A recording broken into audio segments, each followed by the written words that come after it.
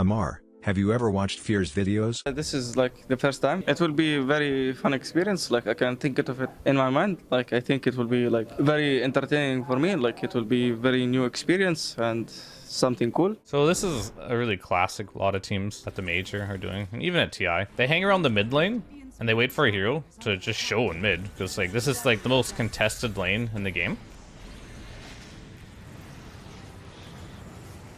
And as you trickle in one by one, you'll see that Tomato had to TP into this fight. He was on the top lane. But as everyone trickles in 1v1, if you're all ready as a team, you're likely to find a hero just chilling there, trying to kill the mid wave, just walking around, whatever it might be. OG try to use that to their advantage to try and take a team fight. And they end up getting the Night Stalker, which is a big kill. There are some like rebuttal kills by TSM just because they are so far ahead. It's going to be the third Roshan. OG is pretty far ahead, as you can see in this game. They're doing well. Taiga did get picked off, and this is what we call the Roshan dance. Both teams chilling by the Rosh, waiting for the other one to make a move. The way they walk up, Bryle does like an amazing job here. Gets a remnant off here, and immediately after, instantly kills the Shadow Shaman. And because of that, Ammar is now half HP, forced to use his BKB. I mean, he ends up getting gripped in the back, but BCM has to go deep for it. Ends up losing the Razor anyway. And this is like the beginning of the end for them, for the most part. This Roshan fight like changed the trajectory of the game a lot. And as mentioned in my previous videos, it's because like they don't have that strong initiator. And the reason why they were ahead most of this game is on the back of, you know, Uragi being their frontliner, jumping in first, and being that stun. Whenever the Razor would walk in or the IO walks in first, never really worked out for them in this game. So you'll notice a lot of teams at around 6 minutes or just before 6 minutes will bring those supports, and that is just clearly to get the objective of a rune. Both these mids would like to get a rune by 6 minutes, that way they can rotate on the map and get kills elsewhere. So you'll see Seb does join, Pugna is on his way with a TP, and there are now 4 heroes in the mid lane. Both supports, I mean 6 heroes in the mid, sorry. Both supports are here to join, and both mids. And BZM just got level 6 after that and ends up mopping up the Void Spirit, which should put him in a prime position to potentially get a rune. It looks like it's going to be 50-50, and BZM gets lucky and gets a regen rune on top of it. And this is why you always want to check the 6-minute rune if you are support. Don't be a noob. Don't just sit in your lane and AFK for 12 minutes. Looks like Thames is going to get a little bit of revenge here, but Tomato is nearby. Will he crit? He does indeed. And it looks like Tim's will have to try to juke the best he can, but we'll kind of see how both teams are playing the map right now.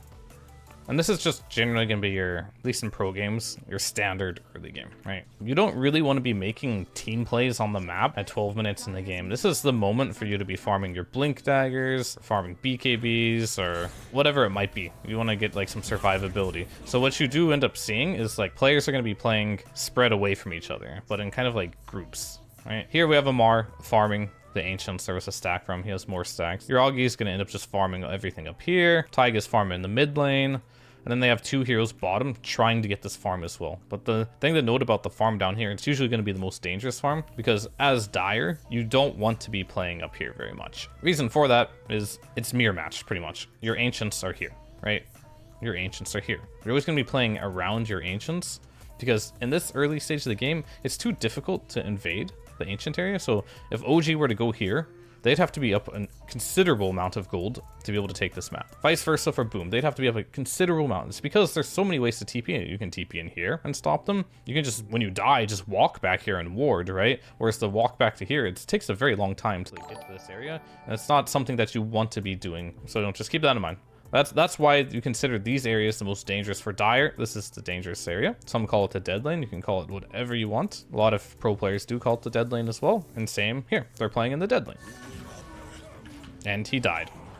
But it's much more common nowadays. Like the philosophy of like the dead lane, of how to play in it, has changed drastically over the years. Most teams will play in the quote-unquote dead lane now. I don't even think it's like quite dead anymore. It is an active lane, but it is the most dangerous lane for sure. And this is the part of the map where you're trying to squeeze out the most net worth as possible, knowing that there could be like fights happening. So you'll see what I mean by like, this isn't really quote unquote the dead lane. People are still gonna play here. OG wants to play here. They don't want to give this area away. A big reason for that is just getting kills in Dota is good. You don't want to just sit there and play passive, especially when you're strong. So they feel they're strong, and they're not gonna like waste this land here and not get anything out of it. CK's still gonna farm it, and ideally CK has a TP ready for if there is a big fight here. So it's just like, if you want to be aggressive as a team, you continue to play in this area. If you want to just be passive and farm and have like some Medusa to carry you, then you can just like not go here and just split the map 50-50. But you're never going to get a big advantage by doing that.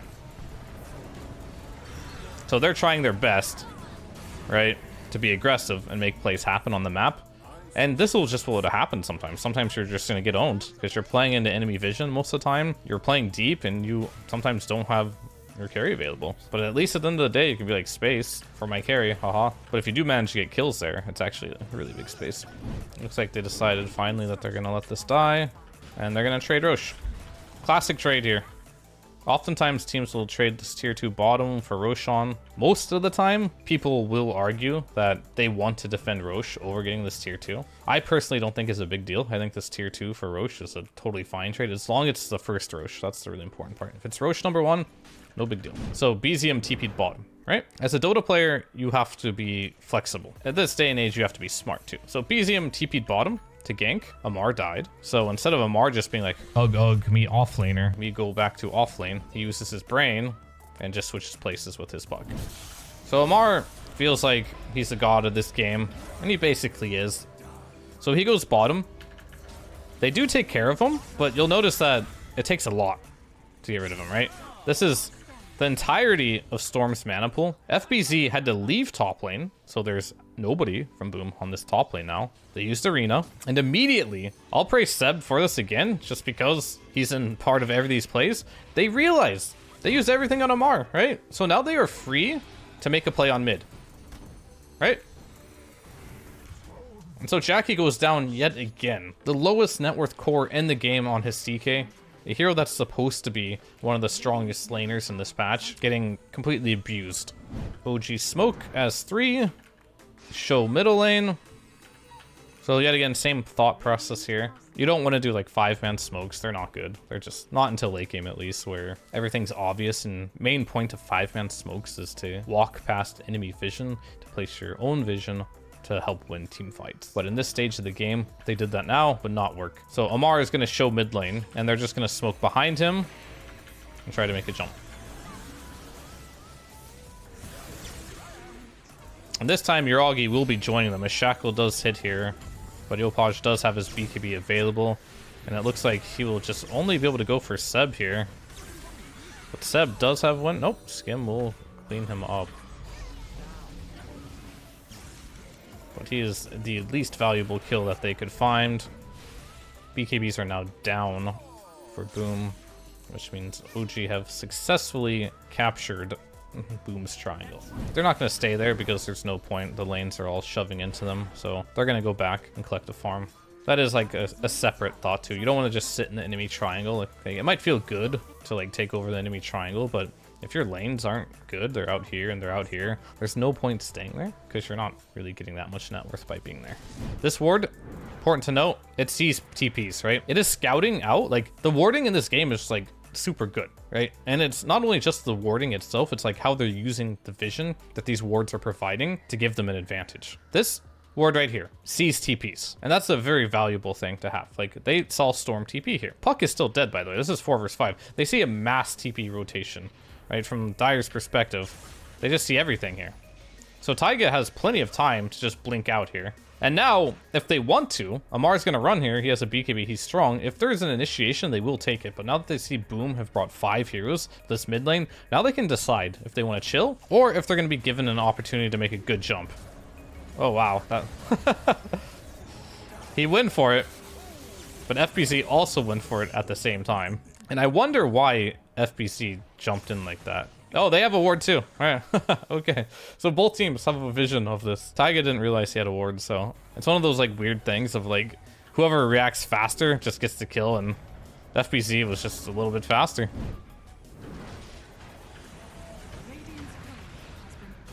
Vision.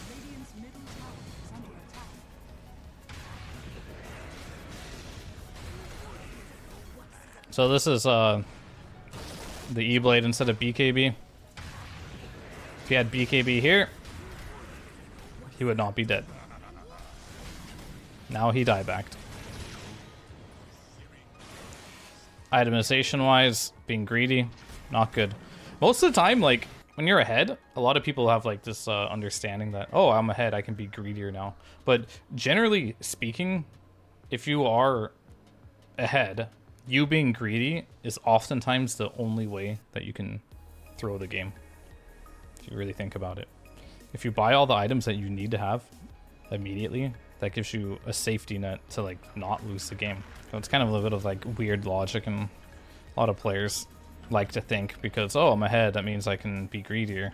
It's only natural. I do it too when I play, but that is, in theory, the best way to throw a game. And there is a terminology I used on previous teams too, after like OG1 TI. And this is like what I call playing like Seb, in a way, that I told people. It's basically just shoving the lane out, because he did this a ton at TI. And from the games I watched, he would shove out a lane, instantly smoke as this lane is pressuring in, and by the time you push this wave back in, they're already down here. So it's just like a Seb signature move that he would do on the offlane that he's implementing into his 5 play. So he has to deal with this. He doesn't know where they're at right now. And by the time this lane meets here and here, they're already here to get a kill, right? Very weird here that the Monkey King still got caught, knowing that CK just spotted them, but still the whole premise of the smoke is good.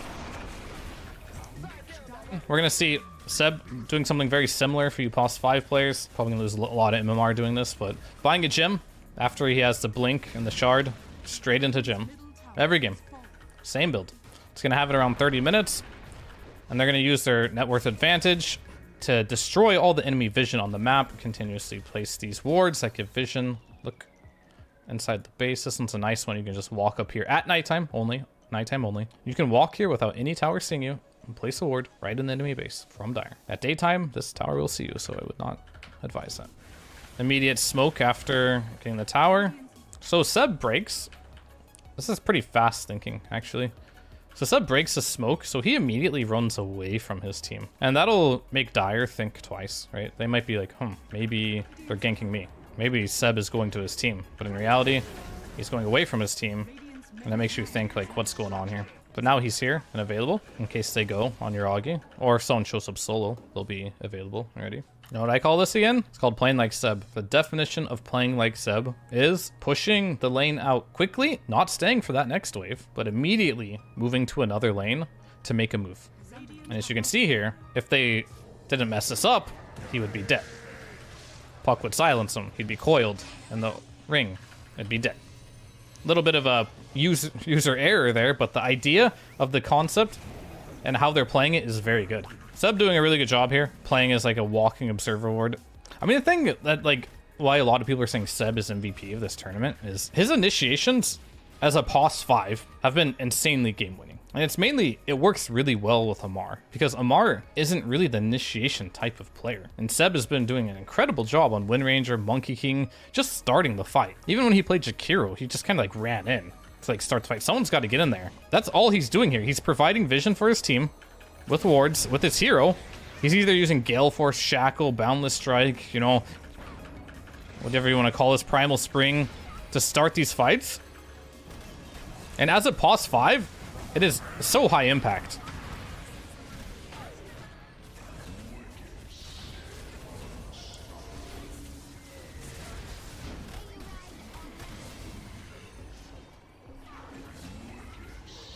And again, we talked about how Seb is a POS 5 and like the difference he makes as a POS 5. Boom. Like maybe he doesn't hit his spells every single time, and that's fine. But what he is doing is he is starting the fight, right? He's giving vision.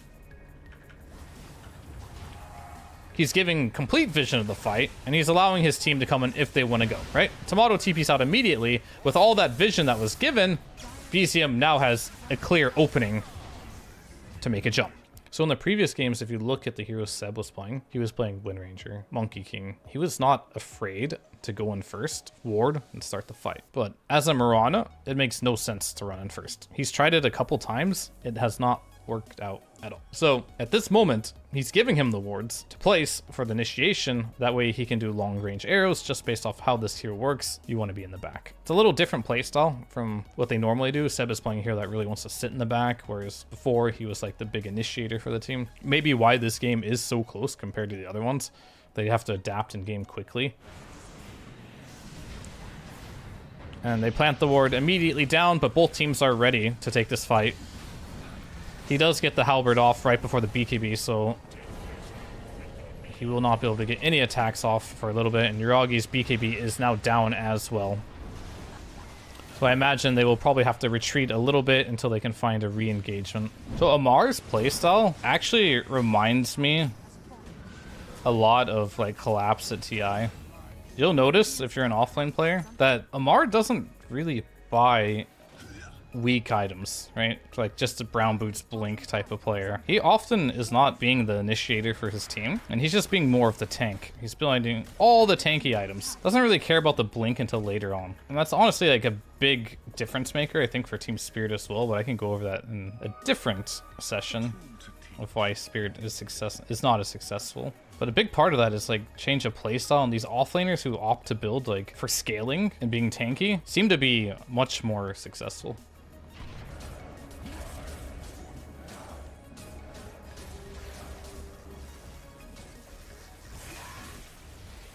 Oh my god. What a beast.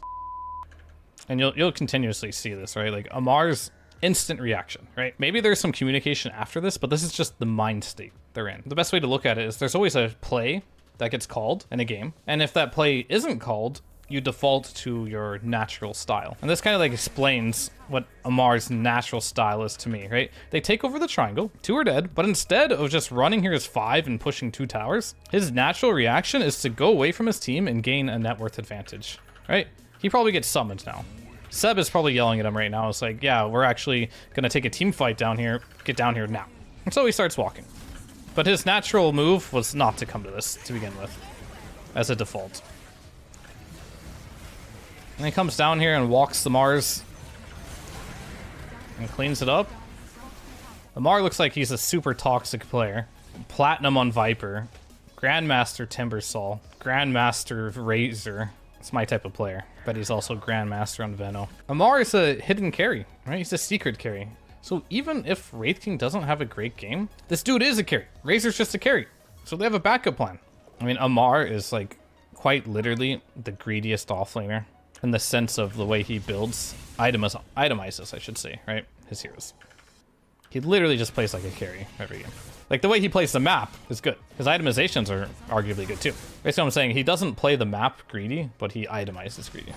So I will say, Ammar is not the type of person to play Dragon Knight. Not in your traditional sense. He normally likes to scale really hard. But this dude has just rushed an Aetherlands on Dragon Knight. Do you guys like to gamble? OG does. OG's gambling. You know what they're doing? They're showing Yuragi top, and they are assuming that they will not kill Yuragi because he has an Aegis. This is a bluff. So they're going to leave him up there to hit this tower, and they're going across the map. Guess what? If GG decided to smoke here and jump Yuragi, he's dead twice, and they lose the gamble. And it feels really bad. But because they are gambling, there's going to be risk involved, but there's also reward involved. And the reward is, they think they're sitting up here, which means they're going to get this initiation here. But the moment that they show on OG here, you notice Yuragi's like, all right, I'm in trouble if I stay here. And he immediately ports to his team, right?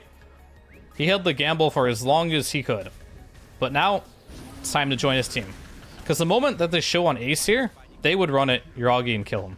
So it's very important he is aware of what's happening on the map right now and also joining this play as a carry player. Worst thing you can do is just go farm this camp, get ganked, and die. So here's an example of when a gamble goes wrong. So Yuragi is showing in the mid lane. He thinks because he has the Aegis, nobody is going to touch him. He's wrong. This is where they're going to lose a gamble. They normally win in these gambles, but they're going to lose this one. In this particular situation, they are here.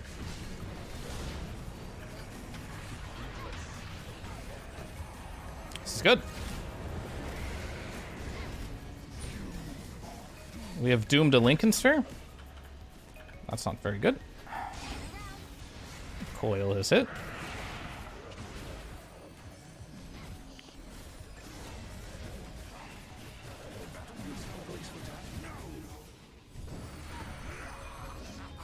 So Troll no longer has his ultimate available. But he is a very powerful warrior here. And it looks like this fight is very, very good for Tanjiro.